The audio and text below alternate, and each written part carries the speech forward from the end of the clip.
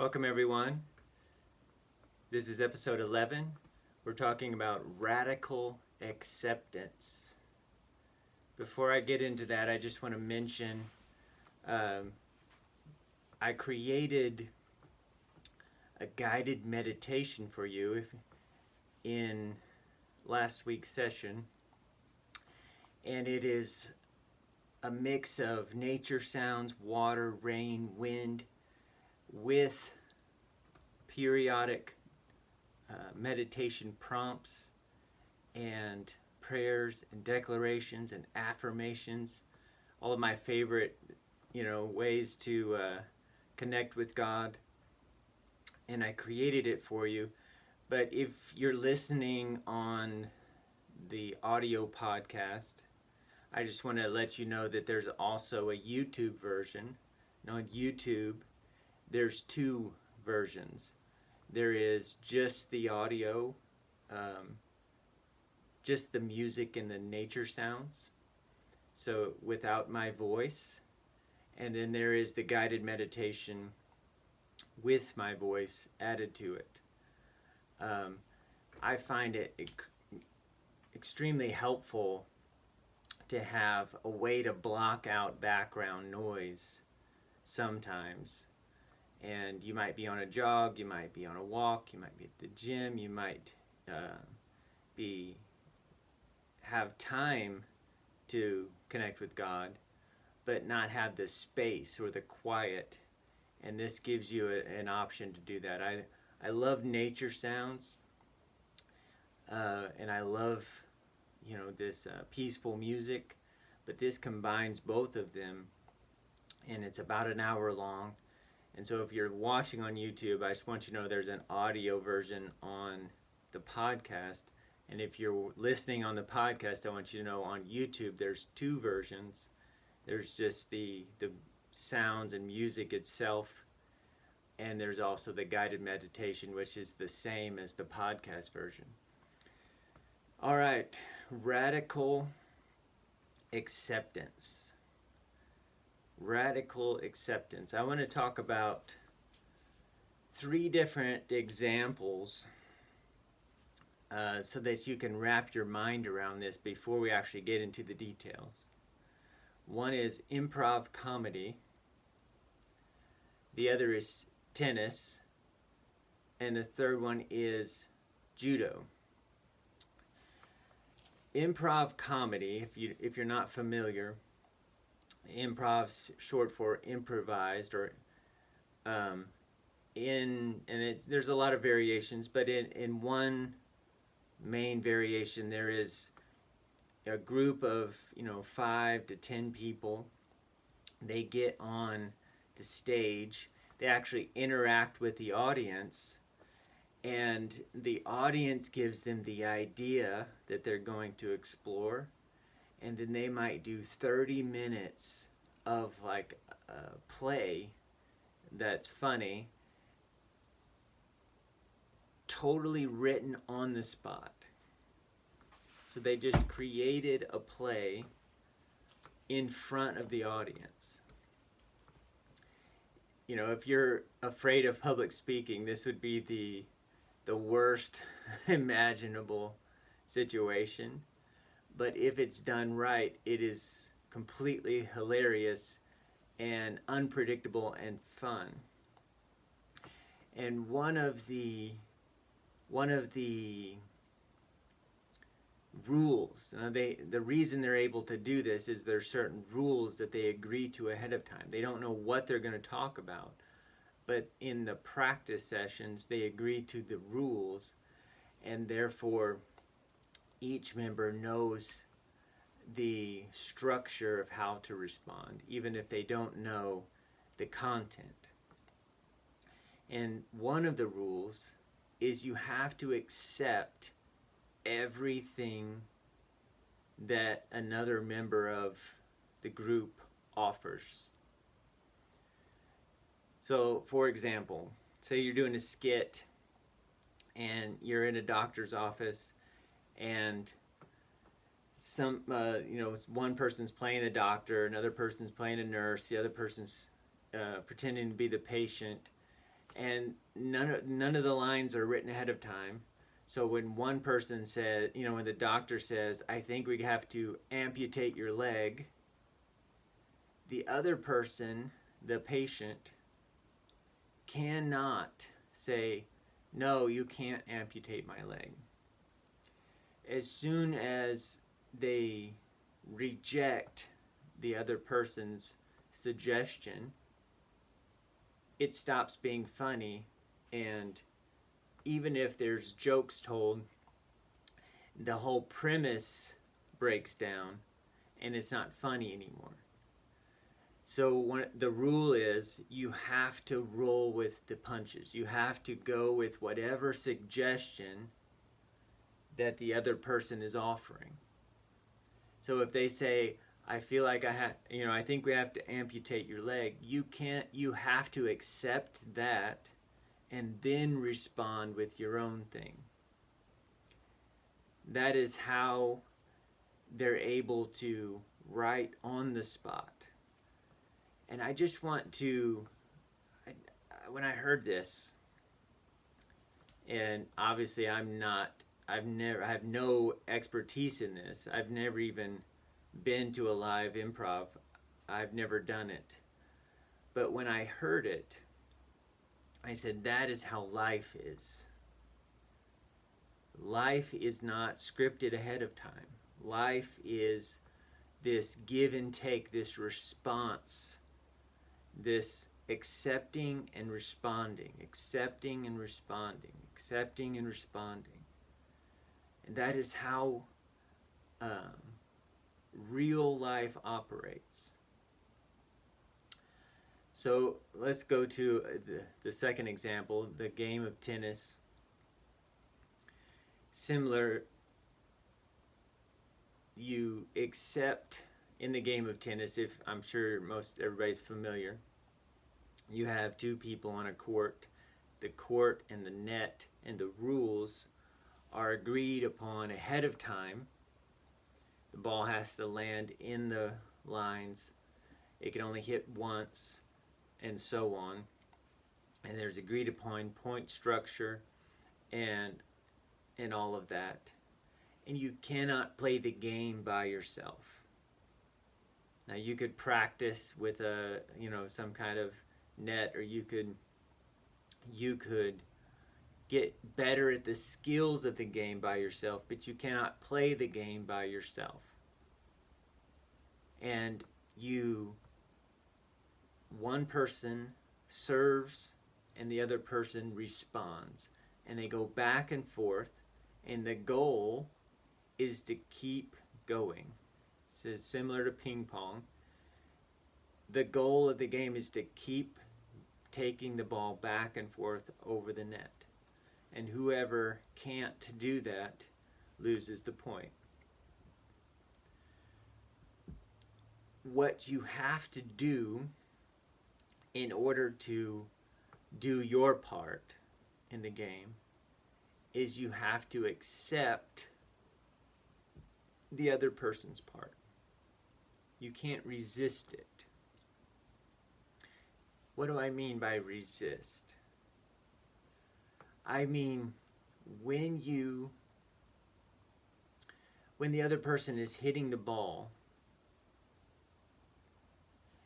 you can't wish it was somewhere else. You can't say that wasn't fair. You can't change the rules. You can't wish the weather was different, or want the other person to hit it at a certain spot. You might be good at backhand or forehand, and you would rather the ball be in one spot because you're better at hitting from that position. But you can't wish the other person would do it the way you want them to do it. You can't resist the way things are. You have to accept that the ball is coming to you at this angle with this spin, and then you have to respond to it. There is no benefit in resisting, because all it does is it steals your focus, it steals your attention away, and you don't have the attention or the focus to respond. So similar to life. In life, there's not an agreed upon set of rules that is so clear and fixed like in a game. And there's not a winner. There's not a winner and a loser, because life is not a fixed game like that. Life is more like a game that you want both people to benefit. Like family, business, church, school. In a business, you want your suppliers to prosper. You want yourself to prosper, and you want your customers to prosper. You don't want any losers, because you all benefit by you all benefiting. You want this win-win situation. Inside a business, you want the owners and the managers and the workers all to benefit equally, so that you're all cooperating together. So it's different in that way, like a family. There is no winner and loser in relationships. You want mutual benefit. You want to benefit each other, so that the combined relationships, the combined atmosphere of the family, the combined environment that you create is better than if you were by yourself, because each of you are contributing and lifting up the others, and together you create more peace, more joy, more love, more fun, more money, more memories, more joy, all of that stuff, because you're mutually benefiting each other. So the game of tennis is not exactly a metaphor for life, but in the sense that you cannot resist what the other person is offering. You have to accept and then respond. Accept and respond. Accept and respond. Resistance will only hurt you. Now let's go to the third example, which is judo, which is a form of martial arts that is based on the premise. And again, I'm not a good tennis player. I've never done judo. I've never done improv. I'm not an expert on these things. These are just things I've heard that really connected, helped me understand this concept of acceptance. So if I'm getting something wrong, just forgive me. I'm sorry about that. But in judo, it's a martial art that is very much centered around the idea that you don't resist the other person's momentum. You use their momentum against them. So if somebody punches, you don't try to block their punch. You try to use the momentum of the punch to throw them. If somebody kicks or they try to pummel with you or grab, you're not opposing. You're accepting their move and then creating your response in a cooperation with their move. You're using the momentum of their punch or kick or throw or whatever to throw them or to respond. So in all three of these examples, and we could go on and on, there's so many more, the key is to not resist. Resistance gets you nowhere. It gets you nothing. All it gets you is frustration.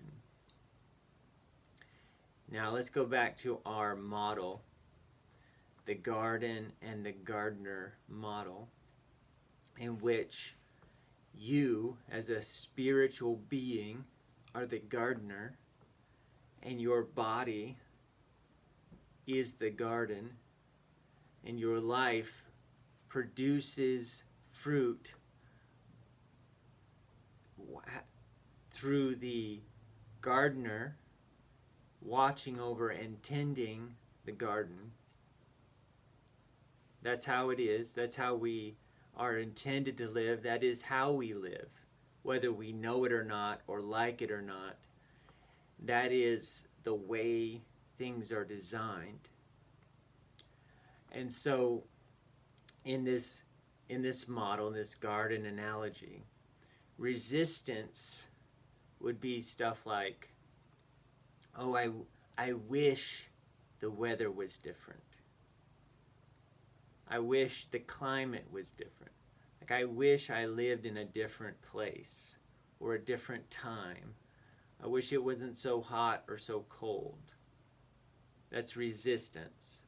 Or I wish tomatoes grew in the shade. Or I wish, corn would grow, in 1 week. I don't accept the way things are. I resist the way things are. And the result is less fruit. Always. Always less fruit. Or in your life, you could say, worse results. If you're doing improv comedy, and you've agreed upon, like you've like a family, you've decided these are the rules of the game. The goal of improv is to keep it going in the time allotted and to be funny. That's all. To keep the game going and to be funny. In order to do that, you can't resist the other person. You accept and then respond. In tennis, the goal of each volley is to keep it going, to keep the ball in play. That's the goal. Keep the ball in play. The goal in judo is to beat the other person by using their momentum against them. Not resisting what they do, not wishing they did it a different way, but accepting and then responding. Well, the goal in life, as the goal is similar to the goal in a garden, is to bear fruit. To bear fruit. That's why you have a body. You are not a body. You are a spirit, but you have a body, and that means that the reason you have a body is to bear fruit. In other words, it's to manifest your nature. You have a nature. You are like something. You are something. You have a nature, but you cannot demonstrate that nature without a body. The reason you have a body is to demonstrate your nature. It is to bear fruit, to produce results that demonstrate your nature. Right? In that game, in the game of life, resistance is the enemy. And here's what I mean. If you are trying to control your circumstances, what happens is, well, let me back up. You as a spirit being, you have attention. You have You are awareness. You are the being that is aware. You are the conscious being. You have attention that you can direct. So I can direct my attention on this person, or on that thing, or on solving this problem, or on the presence of God, or on the Word of God, or on what I'm going to make for dinner. I can direct my attention. So I am awareness, and I have attention that I can direct. I also have desires that I can direct. I have intention, with an I, intention or will, that I can direct. I am the awareness, but I have attention, desire, and intention. I also have imagination that I can direct. All of these things I am responsible for. These make up my being. Paul said in Colossians, set your mind on things above. And in Romans 8 it says, he who's led by the Spirit sets his mind on the things of the Spirit.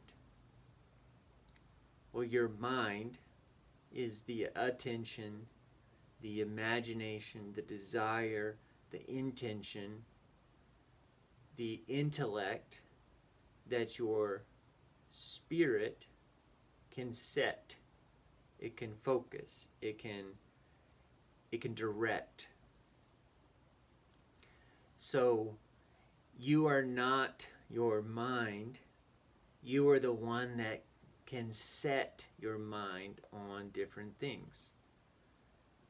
If you set your mind on egoic desires like the desire for revenge, or the desire for control, or the desire for approval or acceptance, and you don't get those things from God, and you're trying to take pleasure from life, you will set your mind on things that end up having a destructive effect on you. In the garden, the flesh, so to speak, in the Bible, if you read the book of Romans, and it's all through the New Testament, Jesus and the apostles, they distinguish between flesh and spirit. The spirit, your spirit, is that awareness that can set your attention and your imagination and your desires and your intellect and your intentions. It can set them where it wants to go. In other words, it is the gardener deciding what to plant, how to care for the soil, what weeds to pull and what plants to leave, to water or not to water. It is the one watching over your body, watching over your brain. Just remember, your brain is physical. Your brain is your body. It's cells with electrical impulses and chemical processes. And your awareness can decide to direct it this way or this way or this way. That is what you want. You want to have a gardener in charge of the garden, deciding to think this, feel this, want this, don't want this, deciding to put your attention in different places, deciding to imagine a good future instead of worry about a bad future, deciding to use your intellect to solve this problem instead of that problem. So that is the goal. That is the practice that we're all in, being the gardener in charge of the garden. Well, the flesh, I use the word ego. They're almost synonymous in my mind. I know the word ego is not in the Bible in this sense, but I'm using it to replace the word flesh in the Bible, because people get confused with the concept. They actually think that your body is bad, that your mind is bad, and that's not the case. Your flesh, in a spiritual sense, is, if you are living an unconscious life, meaning your body, in this case the garden, the piece of ground, has been left unattended. So your body is neutral. Your brain is neutral. It responds either to you, if you've taken responsibility for it, or it will respond to a demon if you've allowed a demon to influence you, or it will respond to the Spirit of God if you've yielded control and set your awareness on the Spirit of God and allowed Him to influence your life. Or, in the case of the flesh, in this sense, it will just respond to the environment around it if you've left it unattended. That's the flesh. It is your body and brain left unattended. Nobody's watching over it. Nobody's tending it. There is no awareness that you are a spirit being. There's no awareness that you can direct your thoughts, direct your feelings, and therefore your body will just respond to the time in history, your parents, the beliefs that you were taught to you, the school system, the weather, the government, the news cycle. You will just become a product of your environment. Well, that is a very poor way to live, because if everybody is a product of their environment, then we're all just responding to each other, and we're all trying to take from each other, because we don't have an inner source self-control, and we can't connect with God.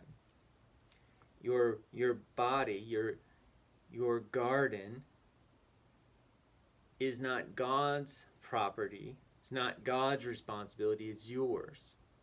And it cannot respond to God unless you're the gardener. Unless you become aware of yourself as a spirit being, you can't connect with God, who is a spirit being. The goal of life is to walk you, the spirit, the awareness, the consciousness, to walk with God, who is also spirit, in your garden.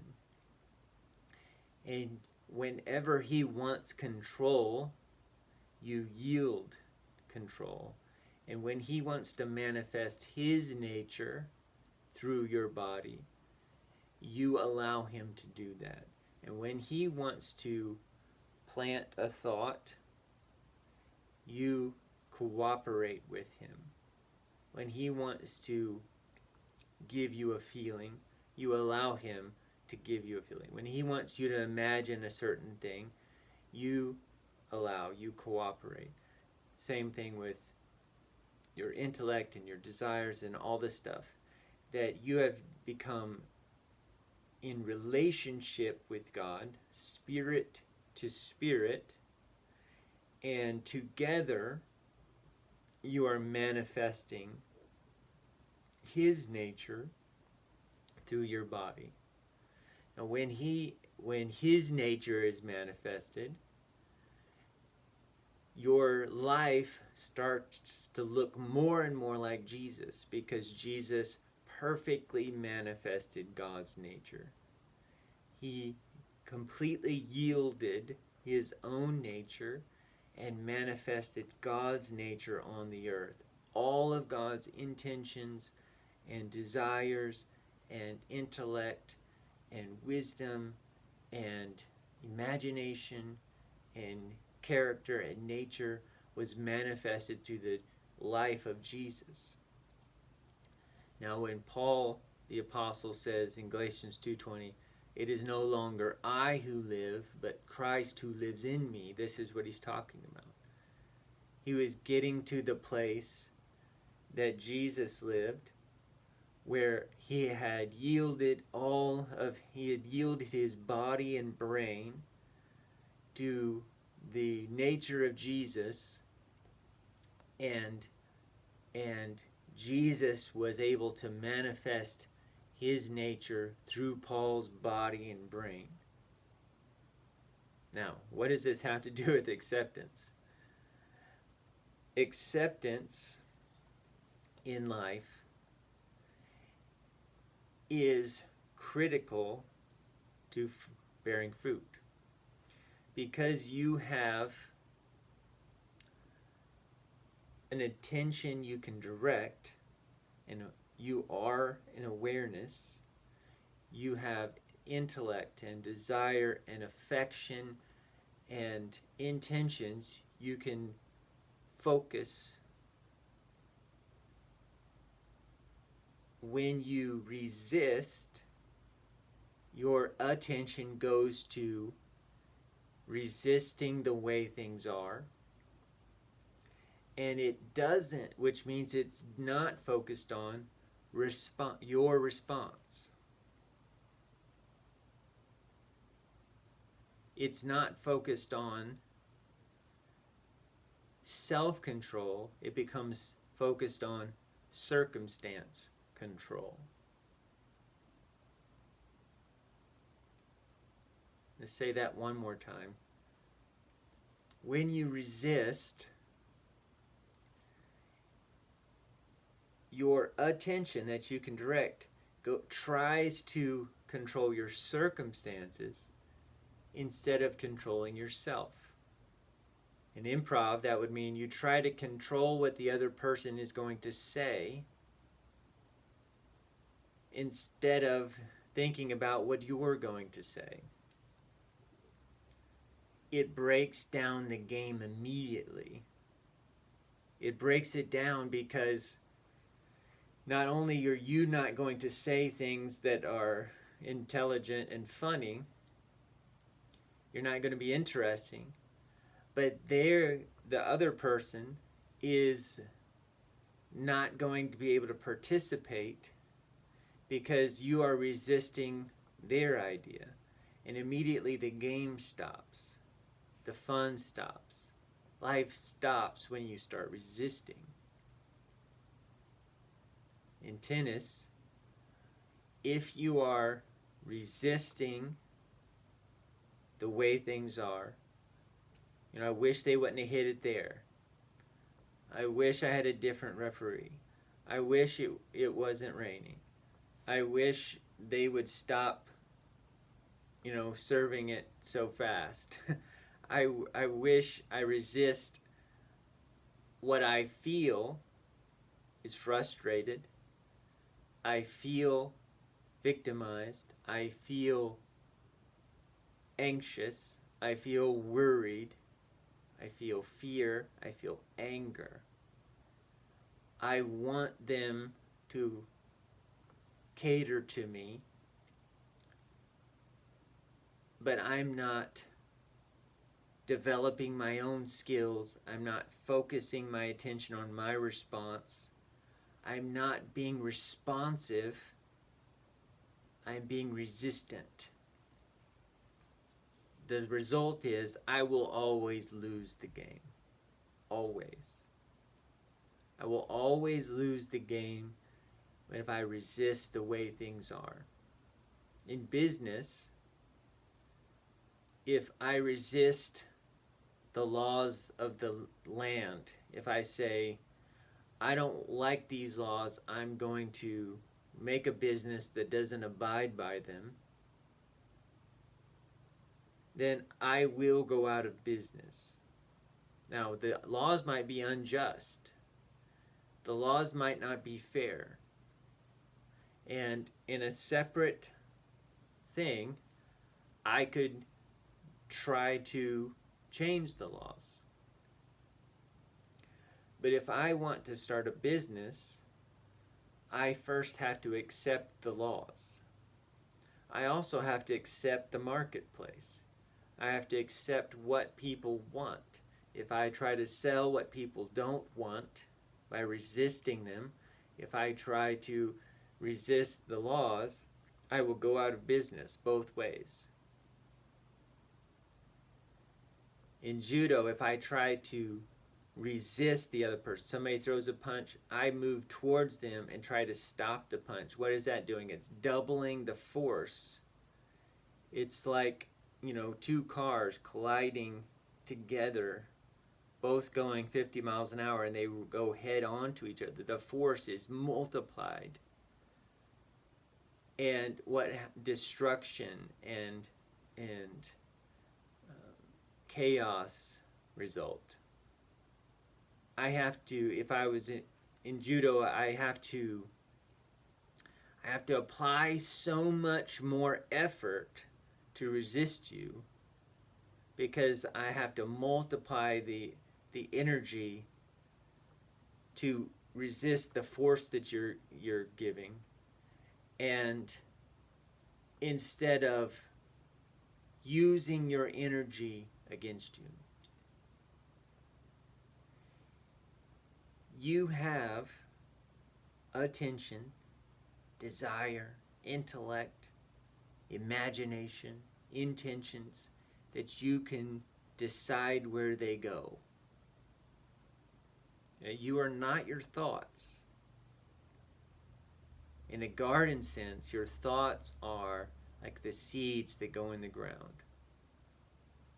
The soil is similar to the emotional state you live in.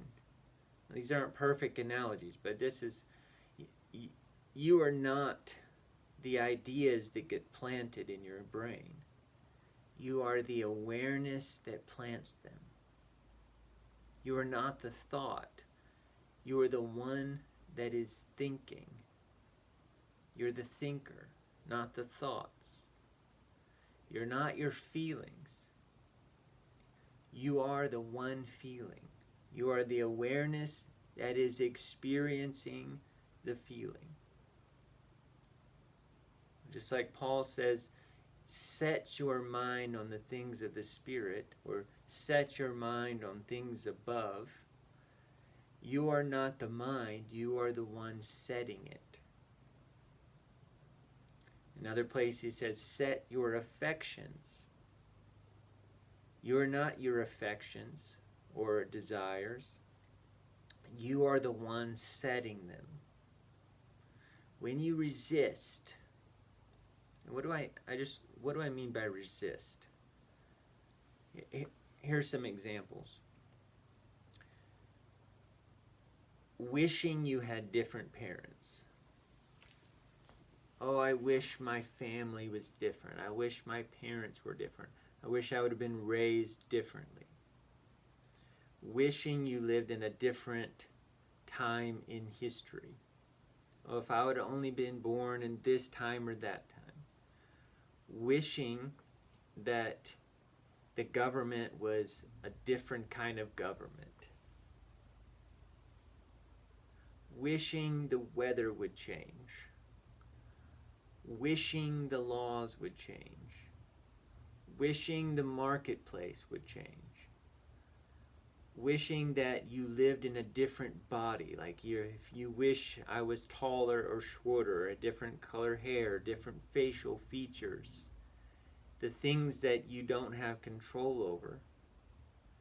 Wishing that the your family, your friends would act differently. If you are trying to control the way somebody else acts, you're resisting. If you're trying to control, if you're angry at your government, or angry at the weather, or you're complaining is a great sign of resistance. Is there anything you're complaining about?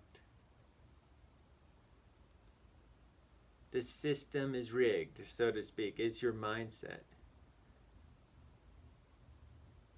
Even if you were in very difficult circumstances, say you were in prison, say you were, in an abusive situation, say you worked for a terrible boss. Now you could quit that job, but in some extreme cases, like being in prison or living in a country that's poor,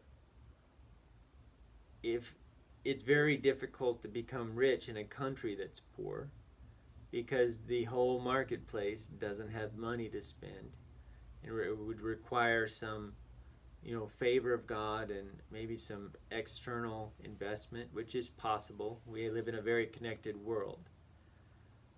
But what I'm saying is, if you're in jail and you're going to be in jail for 5 years, and whether you did it or not, whether you were deserved to be there or not, whether they treat you right or not, whether you have a cell by yourself or not, you have no control over it.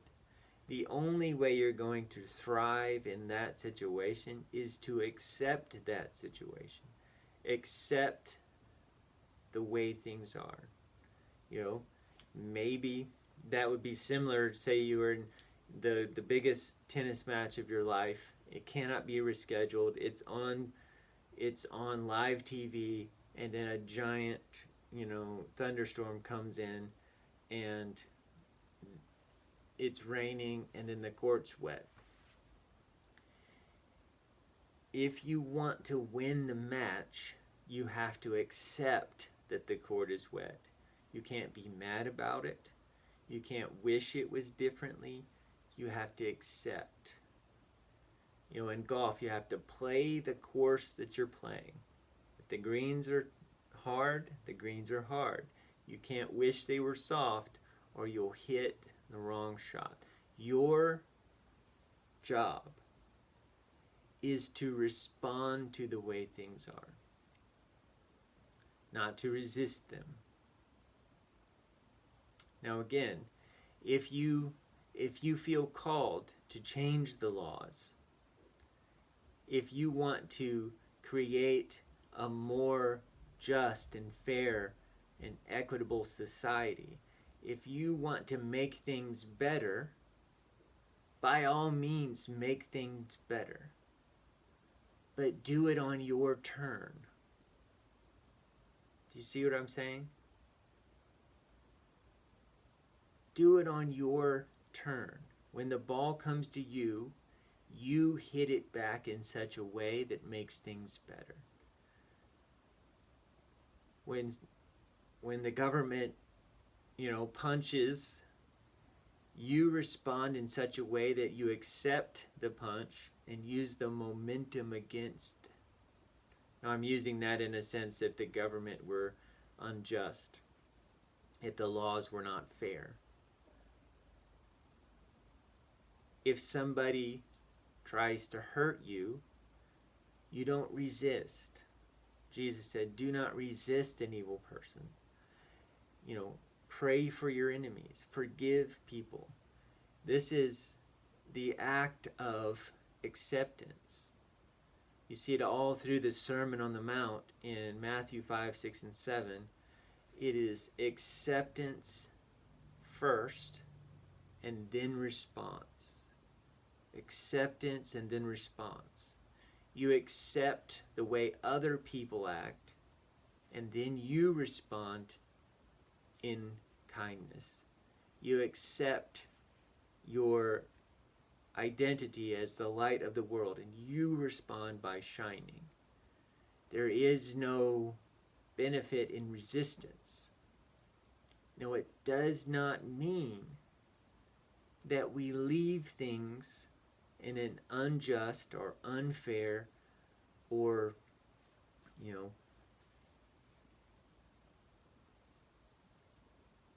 in a bad environment. You don't leave things worse. You don't leave things, with unrighteousness and unjustness. It just means that you cannot change things by resisting them. You can't change the game by resisting it. You have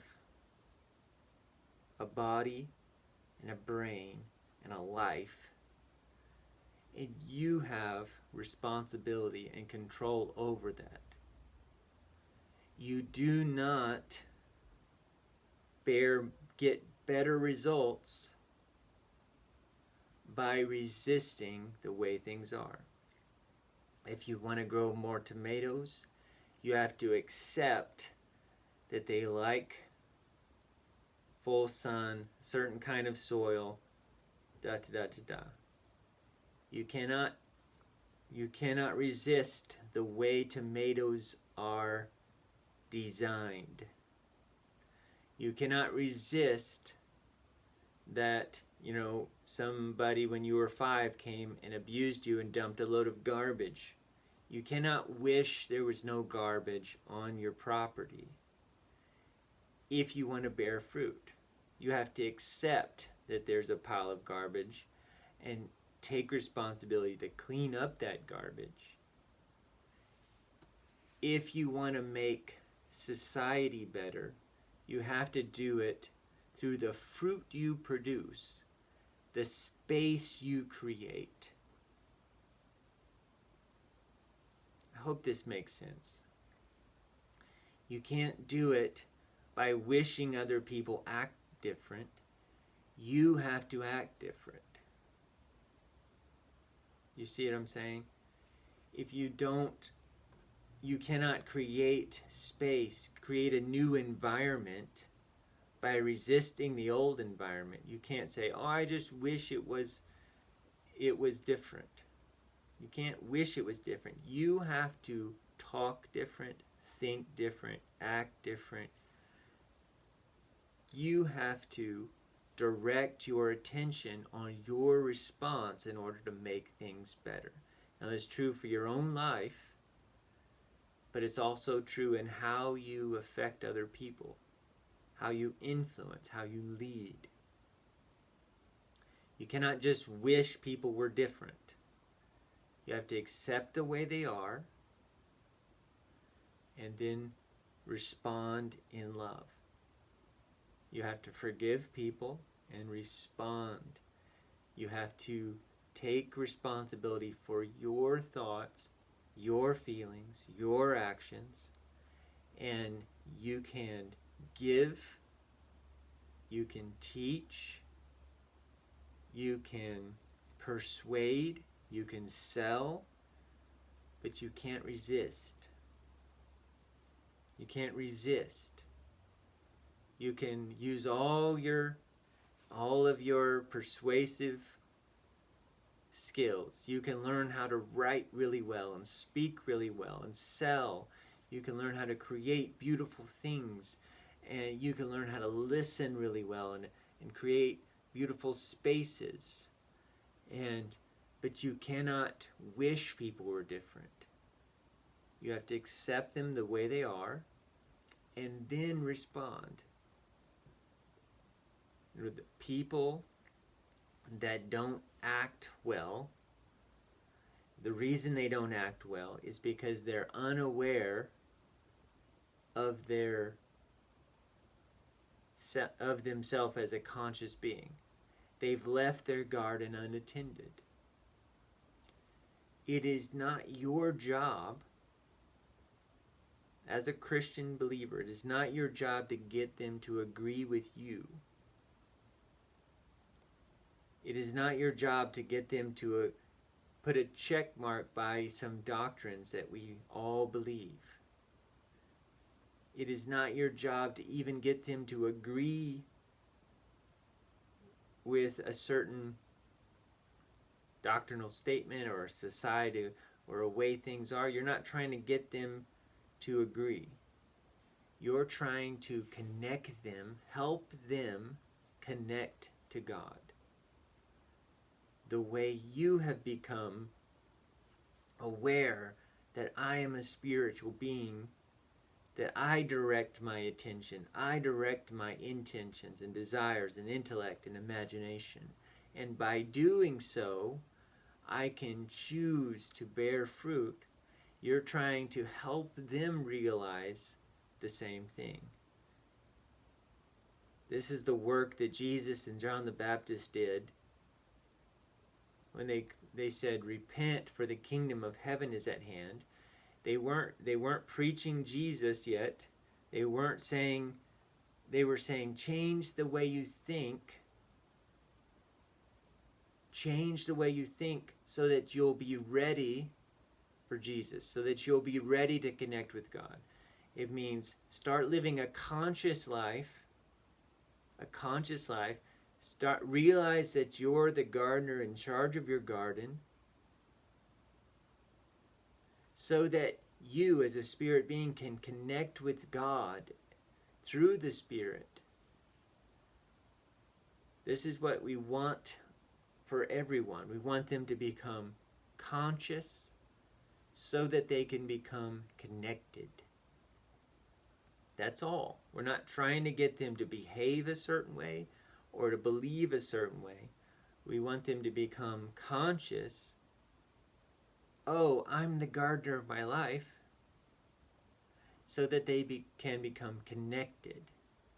So that they can know God through experience. They can develop a trusting relationship with Him. We're not trying to control anyone. We're trying to help them become conscious and connected. Connected to God, connected to the planet, and connected to other people. That is love, is that feeling of connectedness. Resistance takes your attention and focus it on circumstances instead of focusing on your response to those circumstances. Resistance makes you feel like a victim. It makes you feel like an orphan. It makes you feel angry and anxious and worried and scared. It makes you feel out of control, by which you will respond by trying to be in control. It makes you be aware of your lack.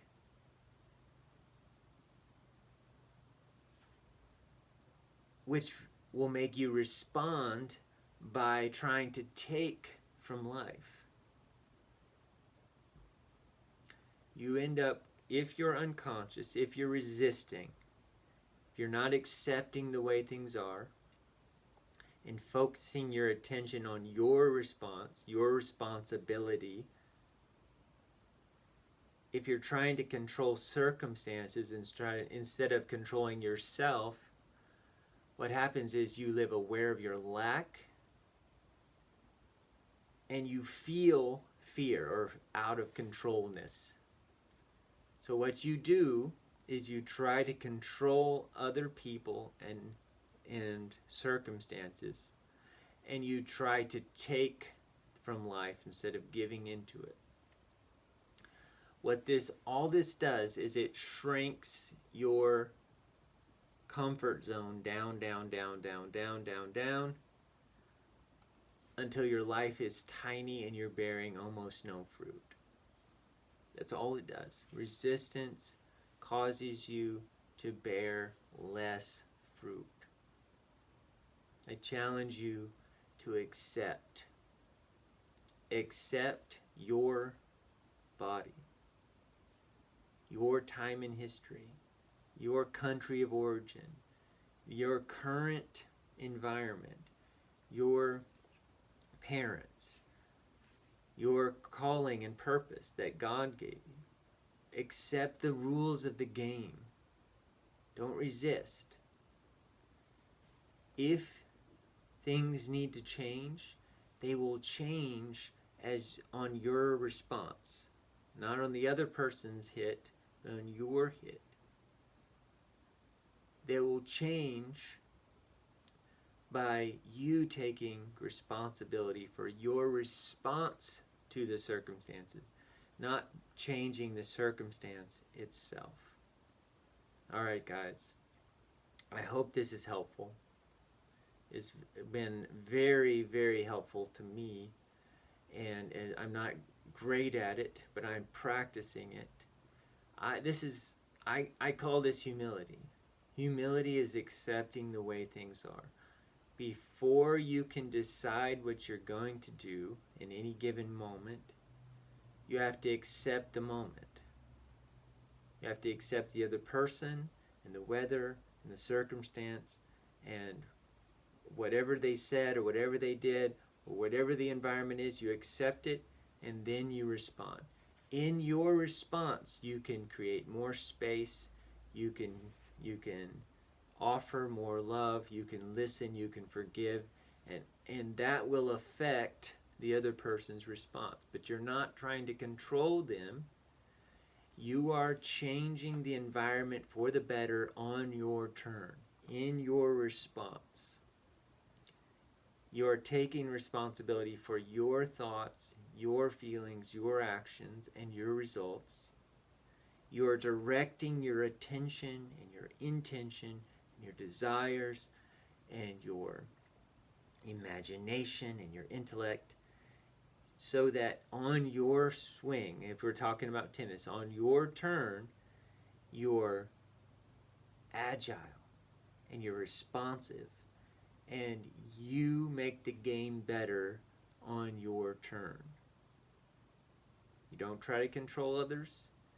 You control yourself and you make things better on your turn. And if you do that, and your intention is to help other people do the same, you're not trying to get them to agree with your opinions. You're trying to help them become more aware and conscious so that they can be more connected to God.